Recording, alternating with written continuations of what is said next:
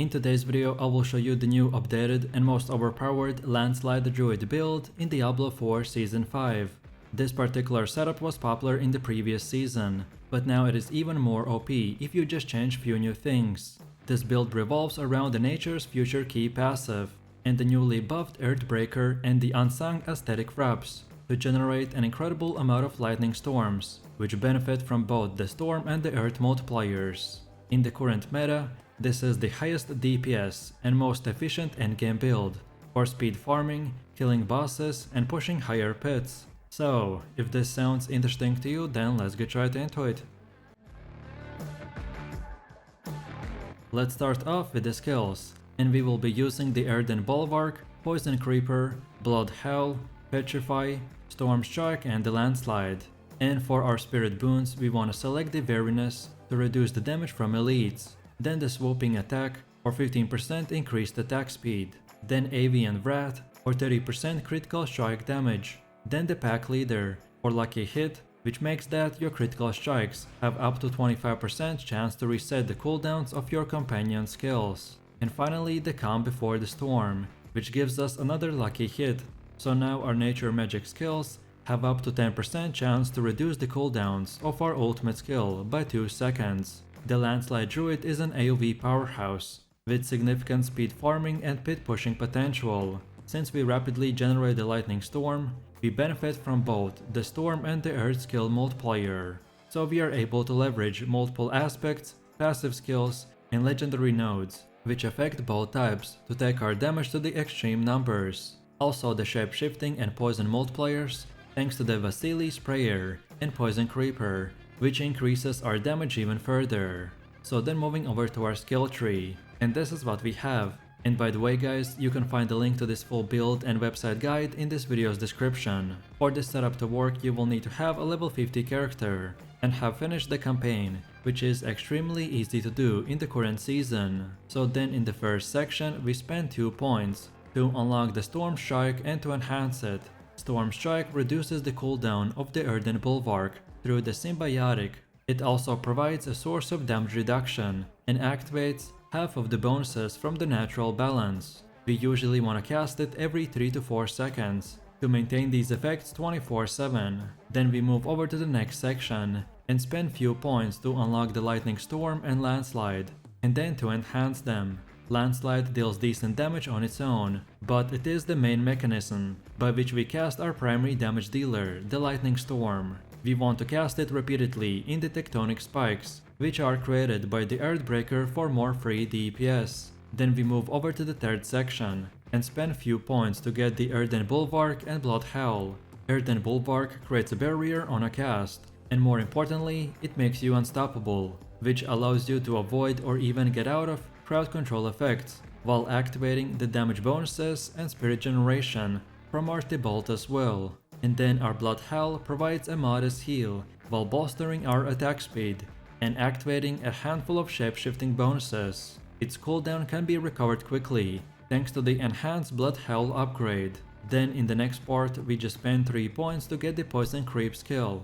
This will proc Landslide through Subterranean and activate the Envenom and other effects that require the enemy to be poisoned. We usually want to use it in the beginning of the fight in high density, but sparingly against bosses, as its passive effect should mostly maintain poison against single targets, and Poison Creeper can only trigger the Nature's Fury once on its initial cast. Then after that we go into one of the last ones to spend a bunch of points and get the Crushing Earth, Stone Guard, and the Envenom passives. Envenom is a huge damage multiplier that is constantly up thanks to the Poison Creeper companion. Then in this section, we spend pretty much the rest of our points by getting the Circles of Life, Natural Disaster, Quick Shift, and much more. And finally, for our key passive, we select the Nature's Fury, which is used to reset the cooldown of the Earthen Bulwark and trigger our Lightning Storm. Then next up, let's take a quick look at our gear, and I will show you 2 setups. The first gear loadout will be a quick 30-second showcase of what you can use immediately, with 0 grinding required, and then after that I will show you the full endgame setup.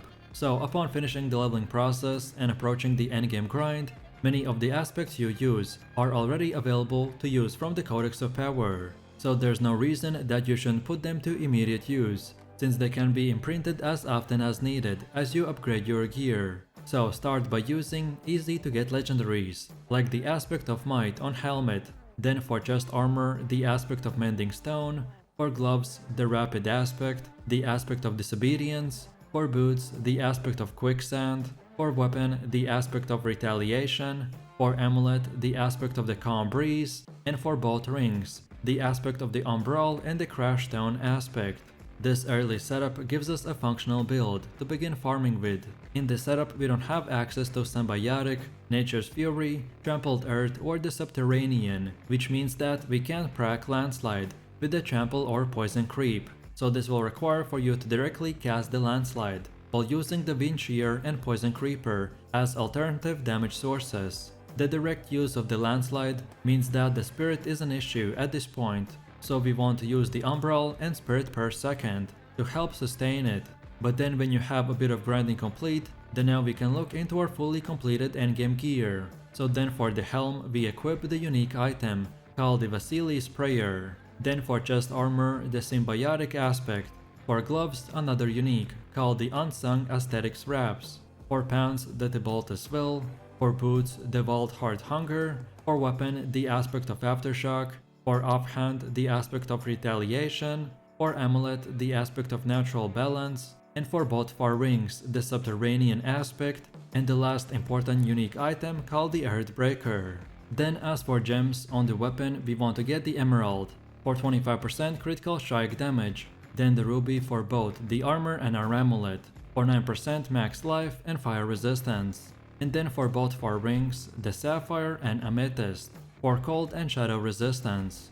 So then next up let's go over to our Paragon board, and as there are 225 different choices that I made, so I won't explain each one's reasoning, but most importantly what you need to know is that this board is optimized to give us as high damage as possible while not making us very squishy. So on the starter board we follow this path and select the human glyph for 10% damage reduction while we are in human form. Then next up we have the Heightened Malice with the Earth and Sky glyph for 10% increased damage to crowd controlled or vulnerable enemies. Then next we have the Inner Beast board with the Undaunted glyph for 10% damage reduction when we have the Fortify.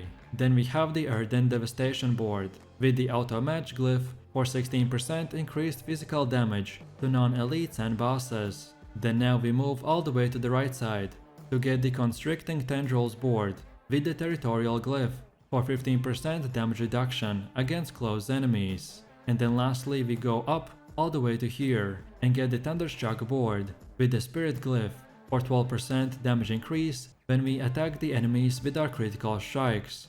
And now finally we have come to the last and final part, which is the gameplay and our skill rotations. So first of all we want to cast the Landslide.